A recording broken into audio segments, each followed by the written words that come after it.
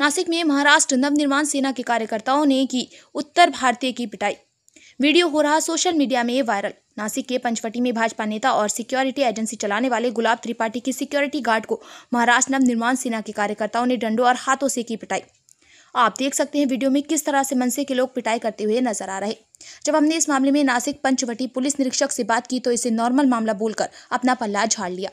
क्या महाराष्ट्र सरकार और प्रशासन ने MNS के नाम गुंडई करने का सर्टिफिकेट दे दिया? कोई भी मारपीट करो और अपने को महाराष्ट्र नवनिर्माण सेना का कार्यकर्ता बताओ तो पुलिस और प्रशासन कोई कार्रवाई नहीं करेगा। इस मारपीट की वजह भाजपा नेता और सिक्योरिटी एजेंसी चलाने वाले गुलाब त्रिपाठी के एक अपार्टमेंट में 5 से 6 फ्लैट है, जिसमें उनके सिक्योरिटी गार्ड रहते हैं। नासिक से संदीप द्विवेदी की रिपोर्ट।